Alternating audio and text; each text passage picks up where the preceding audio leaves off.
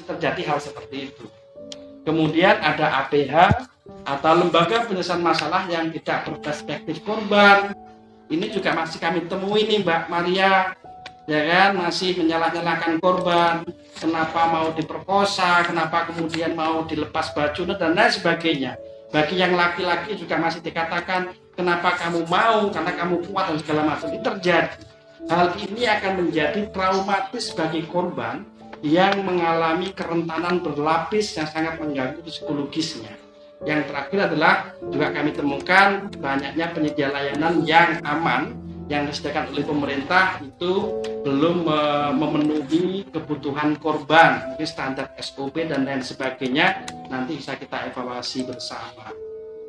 Itu gambaran secara umum, Bapak Ibu.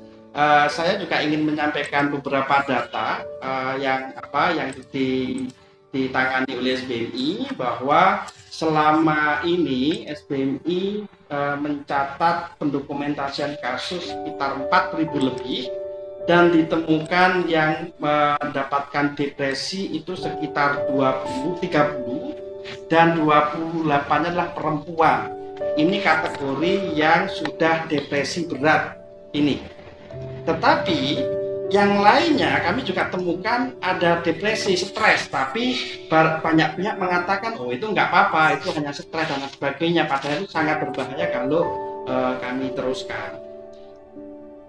Yang ketiga adalah kami mencoba untuk menjawab pertanyaan terkait dengan potret kebijakan dan penanganan kesehatan mental bagi buruh migran oleh pemerintah. Ini catatan-catatan dari SBMI selama ini dan sudah dipublikasikan ke beberapa kertas-kertas investigasi dan laporan kita adalah, jadi pemerintah itu hanya yang depresi berat ada mekanisme rujukan ke rumah sakit Polri. Jadi yang betul-betul kemudian dianggap sudah pada tahapan yang berat, mekanismenya ada untuk dirujuk ke rumah sakit Polri. Kemudian yang kedua persoalannya adalah pemerintah masih salah mendefinisikan antara gangguan mental sama ODGJ. Jadi masih menganggap bahwa kesehatan mental itu sudah pada taraf ODGJ. Itu yang kemudian dirujuk ke rumah sakit Polri, kemudian juga dirujuk ke dinas sosial daerah. Kami juga seringkali mengantar misalkan di Sukabumi sampai di Pasung dan lain sebagainya. Masih itu yang bisa ditangani, tetapi belum ada soal screening utuh terhadap persoalan pekerja migran ini dilihat dari psikologis korbannya.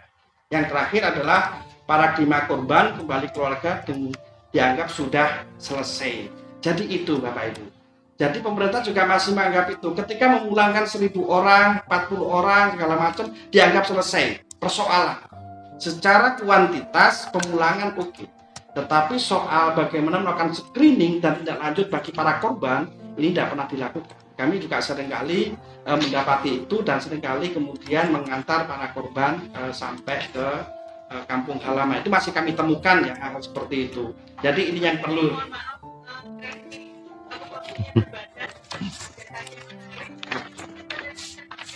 Boleh, karena itu kita bicara angka-angka ya, bicara angka-angka, tapi yang lebih penting adalah kami juga memotret penanganan kesehatan mental yang dilakukan oleh CSO termasuk juga SBMI.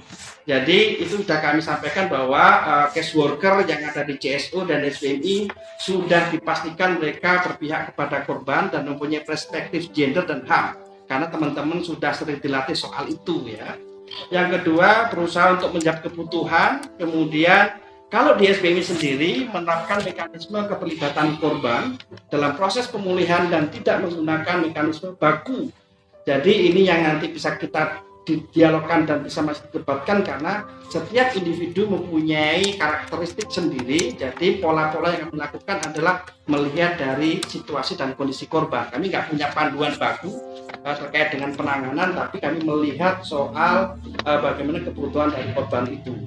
Yang paling penting adalah keterlibatan di dalam penguatan kapasitas dan pemberdayaan ekonomi. Ini menjadi salah satu hal yang menarik dilakukan. Soal data nanti bisa dilihat di slide, karena kami juga punya studi dengan IOM yang tahun ini ada 400 responden yang kami survei, dan menariknya adalah 65 responden mengaku sangat membutuhkan dan mereka mengaku sangat depresi berat. Nanti soal itu nanti Mbak Dian juga akan mengolek itu ya dari 65 ini. Tetapi saran saya yang selebihnya juga membutuhkan.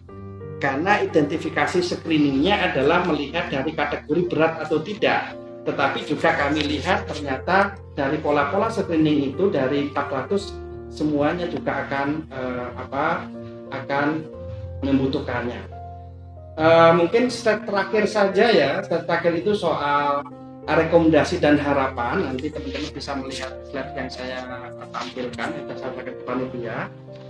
Pertama adalah rekomendasi yang harus dilakukan segera, adanya training sebelum berangkat terkait dengan penguatan mental. Jadi ini yang harus kemudian dilakukan langkah awal demi pencegahan. Penguatan mental ini tidak hanya masuk pada hak dan kewajiban, tetapi juga bagaimana training ini bisa menangani soal masalah gender dan migrasi, kemudian penguatan sebelum berangkat soal budaya dan hukum, dan lain sebagainya. Ini sangat penting dilakukan karena sudah ada di KPPA, tapi sifatnya project dan itu secara kuantitas masih sekian ratus, belum menyeluruh bisa diterima oleh teman-teman pekerja migran Indonesia. Yang kedua adalah penegakan hukum yang cepat dan berpihak pada korban, tidak semua dibawa pada restoratif justice. Ini penting Bapak Ibu, karena kalau kemudian kita mengikuti paradigma yang dibangun pada hari ini restoratif justice, itu juga akan menambah trauma kepada pekerja migran yang berlapis-lapis dan itu tidak akan menyembuh. Yang ketiga adalah adanya screening awal sebelum dikembalikan kepada keluarga dan masyarakat. Ini harus dilakukan oleh pemerintah ketika pendataan kepulangan. Kemudian kesediaan konselor di semua perwakilan RI. Ini kami beberapa kali berkunjung ke luar negeri di kedutaan di KJRI Mbak Dian, nggak ada konselornya Mbak. Ada itu hanya activity, dipanggil 1 hari pulang lagi ke Indonesia. Ini sangat dibutuhkan karena itu terjadi di sana. Yang terakhir adalah reintegrasi baik korban dikuatkan baik dari JSO dan pemerintah berbasis pada kebutuhan dan potensi yang ada. Terima kasih itu dan mohon maaf karena waktunya terlalu pendek, tapi mudah-mudahan apa yang saya sampaikan bisa dicerna oleh teman-teman dan bisa menjadi gambaran umum bagi Mbak Maria Putita untuk berikutnya. Terima kasih. Assalamualaikum warahmatullahi wabarakatuh.